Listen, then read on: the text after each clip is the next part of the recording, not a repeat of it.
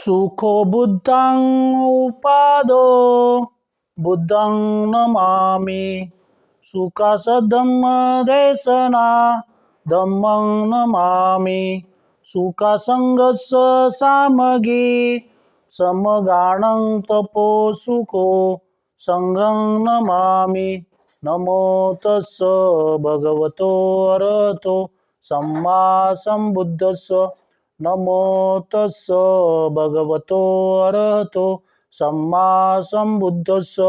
नमो तस्स भगवतो अरहतो सम्मा सम्बुद्धस्स। नमो बुद्धाय। जय भीम। आज हम भगवान बुद्ध और उनका धम्म इस ग्रंथ का चौथा भाग पढ़ लेंगे। उस चौथे भाग में ज्ञान लाभ और नवीन मार्ग का दर्शन, इसमें नए प्रकाश की निमित्त ध्यान साधना, ज्ञान लाभ, नए धम्म का आविष्कार, सम्यक संबोधि प्राप्त करके बोधिसत्व सिद्धार्थ गौतम सम्यक संबुद्ध हो गए, इस भाग को पढ़ लेंगे।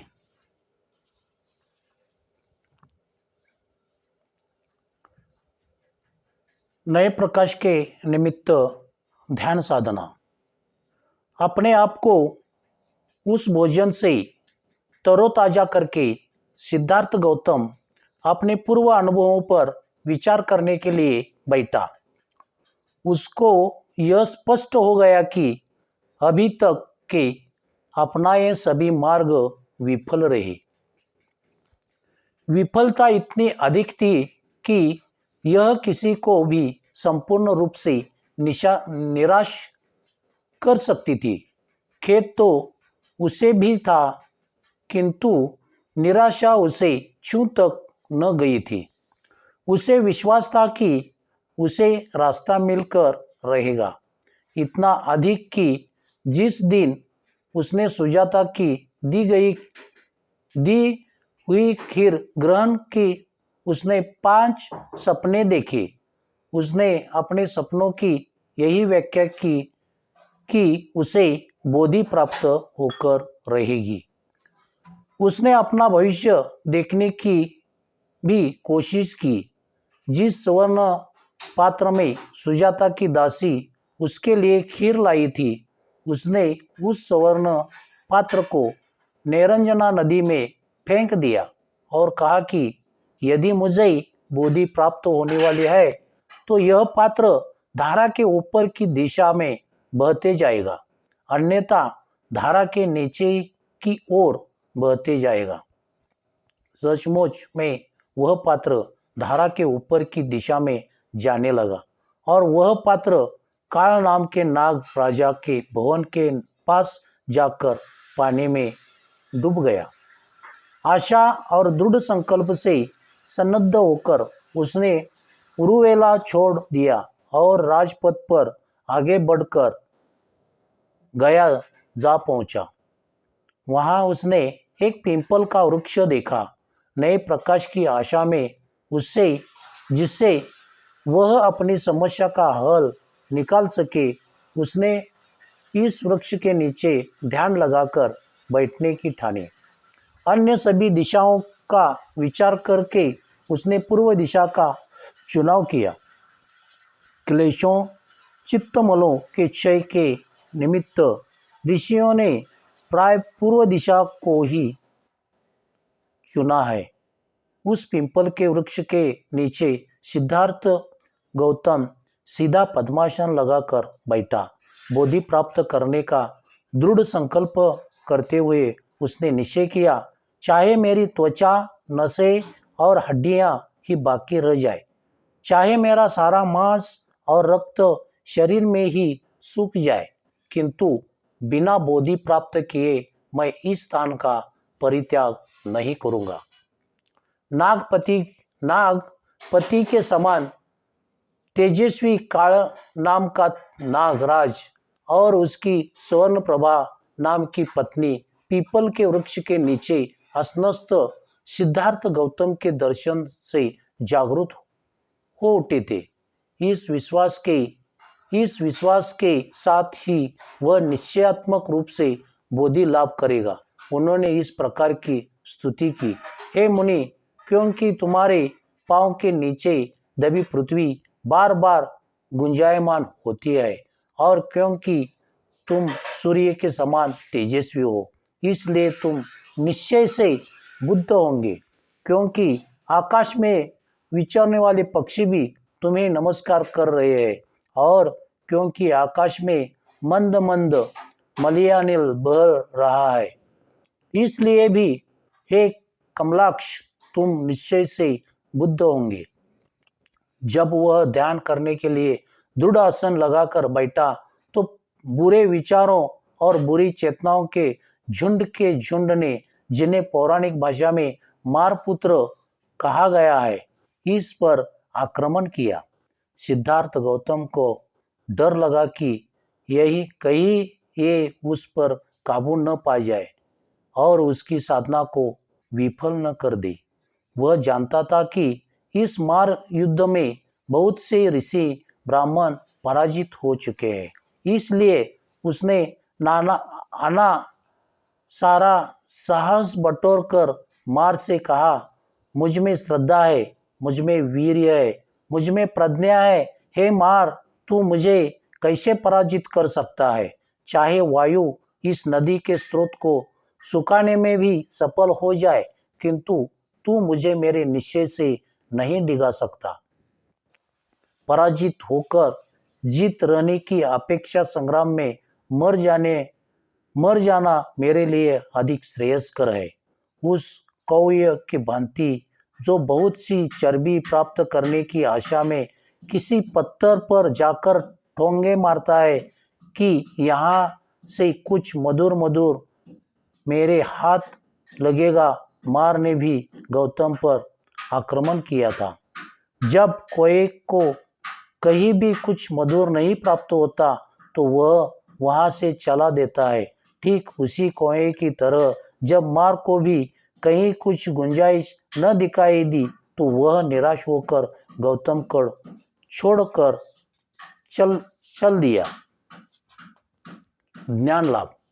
ध्यान करने के समय के लिए सिद्धार्थ गौतम ने इतना भोजन इकट्ठा करके पास रख लिया था कि 40 दिन तक कमी न पड़ी। विघ्नकारी अकुशल विचारों का मूलोच्छेद कर सिद्धार्थ गौतम ने अब भोजन ग्रहण करके अपने आप को तरोताजा कर लिया था और सशक्त हो गया था। उस प्रकार उसने बोधि प्राप्त करने के निमित्त ध्यान करने की अपनी तैयारी कर ली थी। ज्ञान प्राप्ति के लिए सिद्धार्थ गौतम को 4 सप्ताह तक लगातार ध्यान मग्न रहना पड़ा। उसी अंतिम अवस्था तक पहुंचने के लिए 4 सीढ़ियां पार करनी पड़ी। पहली अवस्था वितर्क और विचार प्रधान थी। एकांतवास के कारण वह इसे बड़ी सरलता से प्राप्त कर सका। दूसरी अवस्था में इसमें एकाग्रता आ शामिल हुई। तीसरी अवस्था में समचित्तता तथा जागरूकता का समावेश हो गया। चौथी और अंतिम अवस्था में समचित्तता तथा पवित्रता का संयोग हो गया और समचित्तता तथा जागरूक का जब उसका चित्त एकाग्र हो गया था, जब वह पवित्र हो गया था, जब वह निर्दोष बन गया था, जब उसमें तनिक भी कलुष नहीं रह गया था, जब वह सुकोमल हो गया था, जब वह दक्ष हो गया था, जब उसमें दृढ़ता आ गई थी, जब वह सर्वथा राग रहित हो गया था तथा जब उसकी नजर एकमात्र अपने दृश्य पर ही थी, तब सिद्धार्थ गौतम ने अपना सारा ध्यान उस एक समस्या के हल करने में लगाया जो उसे हैरान कर रही थी। चौथे सप्ताह के अंतिम दिन का पद कुछ प्रकाशित हुआ। उसे स्पष्ट दिखाई दिया कि उसके सामने 2 समस्याएं हैं। पहली समस्या ये थी कि संसार में दुख है और दूसरी समस्या यही थी कि इस प्रकार इस दुख का अंत किया जाए और मानव जाति को सुखी बनाया जाए, सुखी बनाया जाए। इस तरह 4 सप्ताह तक लगातार चिंतन करते रहने के बाद अंधकार विलीन हुआ, प्रकाश प्रकट हुआ, अविद्या का नाश हुआ, ज्ञान अस्तित्व में आया, उसे एक नया पद दिखाया गया, नए धम्म का आविष्कार। जिस समय सिद्धार्थ गौतम ध्यान लगाकर बैठा, उस समय उस सांख्य दर्शन का बड़ा प्रभाव था। संसार में पीड़ा और दुख है, यह तो एक ऐसा यथार्थ सत्य था जिससे इनकार नहीं किया जा सकता था। लेकिन सिद्धार्थ गौतम इस बात का पता लगाना चाहता था कि दुख को दूर कैसे किया जाए। सांख्य दर्शन के पास इस प्रश्न का कोई उत्तर न था, इसलिए उसने अपना सारा ध्यान इसी एक प्रश्न के हल करने में लगाया कि संसार के कष्ट और दुख को कैसे दूर किया जाए। स्वाभाविक तौर पर पहला प्रश्न जो उसने अपने आप से पूछा वह यही था कि वे कौन से कारण है, वे कौन से हेतु है जिनके वजह से एक व्यक्ति कष्ट उठाता है और दुख भोगता है। जिसका दूसरा प्रश्न था दुख का नाश कैसे किया जाए। इस दोनों प्रश्नों का ही इसे सही उत्तर मिल गया, यही सम्यक संबोधि कहलाता है। इसी तरह पिंपल का वह वृक्ष भी जिसके नीचे बैठकर सिद्धार्थ गौतम ने ज्ञान बोधि को प्राप्त किया, वो बोधि वृक्ष कहलाता है। सम्यक संबोधि प्राप्त करके बोधिसत्व सिद्धार्थ गौतम सम्यक संबुद्ध हो गए। ज्ञान प्राप्ति के पूर्व सिद्धार्थ गौतम केवल एक बोधिसत्व थे। ज्ञान प्राप्ति के बाद ही वह बुद्ध बने। बोधिसत्व कौन और क्या होता है? जो प्राणी बुद्ध बनने के लिए प्रयत्नशील होता है उसे बोधिसत्व कहते हैं। एक बोधिसत्व बुद्ध कैसे बनता है? बोधिसत्व को लगातार 10 जन्मों तक बोधिसत्व रहना पड़ता है। बुद्ध बनने के लिए एक बोधिसत्व को क्या करना होता है? एक जन्म में वह मुदिता प्राप्त करता है, जैसे सोने चांदी के मैल को दूर करता है। उसी प्रकार एक बोधिसत्व अपने चित्त के मैल को दूर करने इस बात को स्पष्ट रूप से देखता है कि जो आदमी चाहे पहले प्रमादी रहा हो, लेकिन यदि वह प्रमाद का त्याग कर देता है तो वह बादल मुक्त चंद्रमा की तरह इस लोक को प्रकाशित करता है। जब उसे इस बात का बोध होता है तो उसने मन में मुदिता उत्पन्न होती है और उसके मन में सभी प्राणियों का कल्याण करने की उत्कट इच्छा उत्पन्न होती है। अपने दूसरे जन्म में वह विमला भूमि को प्राप्त होता है। इस समय बोधिसत्व काम चेतना से सर्वथा मुक्त हुआ करता है। वह कारुणिक होता है, सबके प्रति कारुणिक, न वह किसी के अवगुण को बढ़ावा देता है और न किसी के सद्गुणों को घटाता है। अपने तीसरे जीवन में वह प्रभाकरी भूमि प्राप्त करता है। इस समय बोधिसत्व की प्रज्ञा दर्पण के समान स्वच्छ हो जाती है। वह अनात्म और अनित्यता के सिद्धांत को पूरी तरह से समझ लेता है और हृदयगम कर लेता है। उसकी एकमात्र आकांक्षा ऊंची से ऊंची प्रज्ञा प्राप्त करने की होती है और इसके लिए वह बड़े से बड़े त्याग करने के लिए तैयार रहता है। अपने चौथे जीवन में वह अर्चिष्मती भूमि को प्राप्त करता है। इस जन्म में बोधिसत्व अपना सारा ध्यान अष्टांगिक मार्ग पर केंद्रित करता है, 4 सम्यक व्यायामों पर केंद्रित करता है, 4 प्रयत्नों पर केंद्रित करता है तथा 4 प्रकार के असामान्य बल पर केंद्रित करता है और 5 प्रकार के शील पर केंद्रित करता है।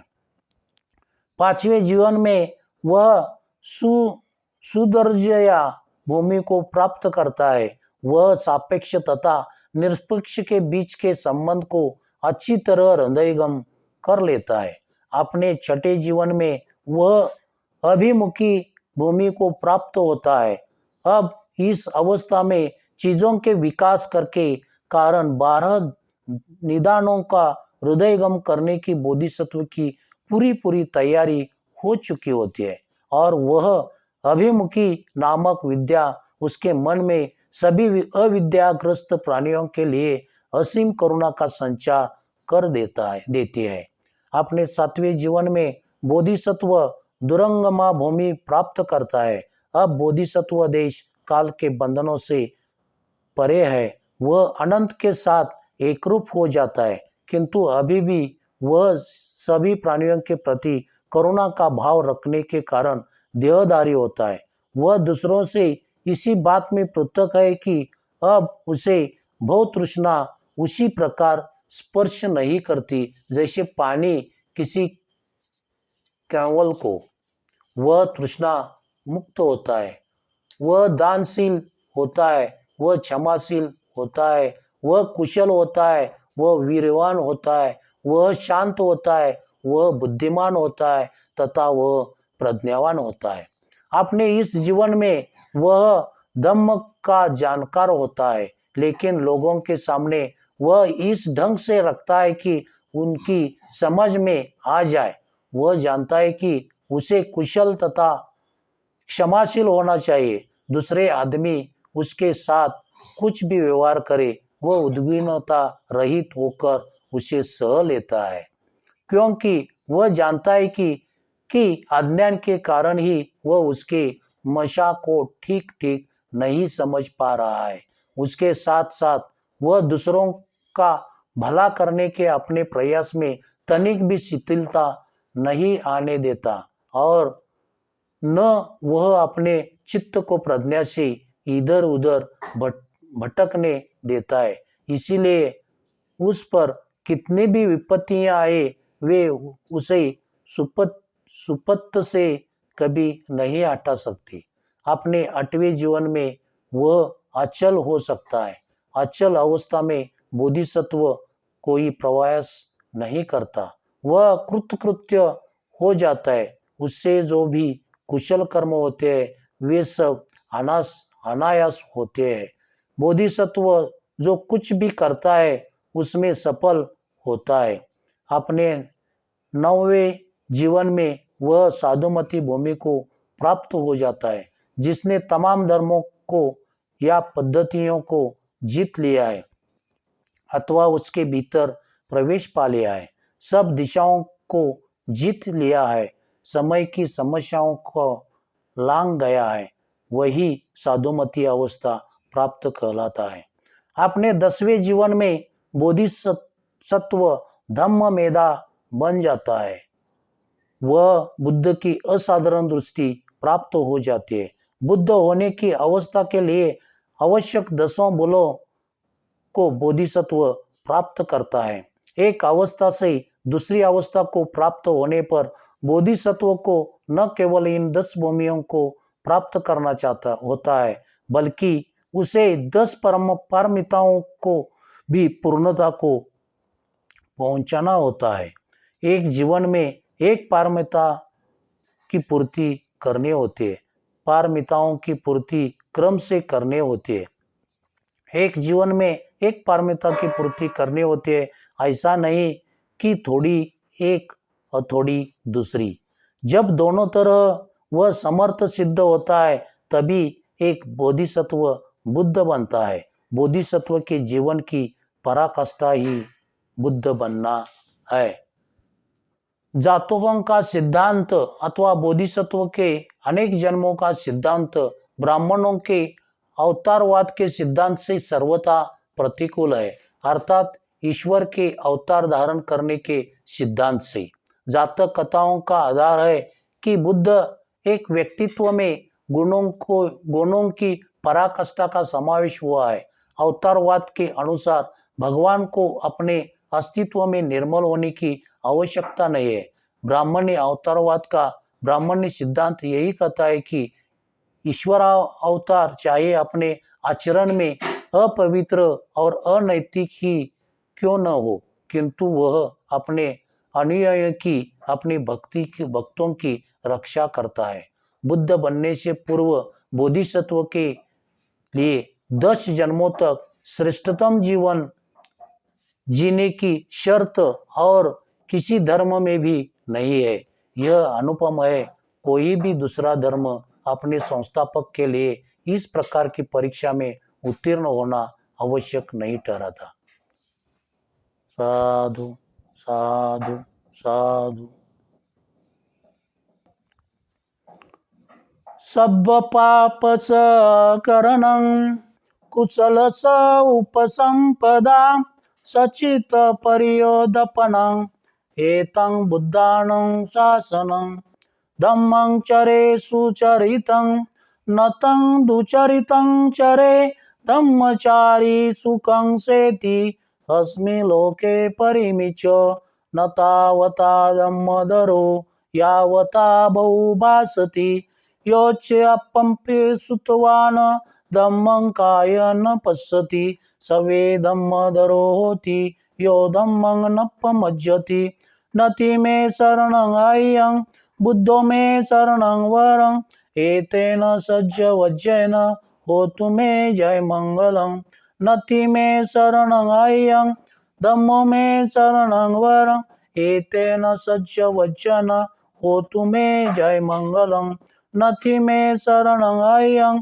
संगो मे शरणं वरं एतेन सज्ज वज्रेन होतु मे जय मंगलं नमो बुद्धाय नमो धम्माय नमो संघाय साधु साधु साधु। Discovery of Buddha in India आवडल्यास लाईक, शेअर अँड सबस्क्राईब करा.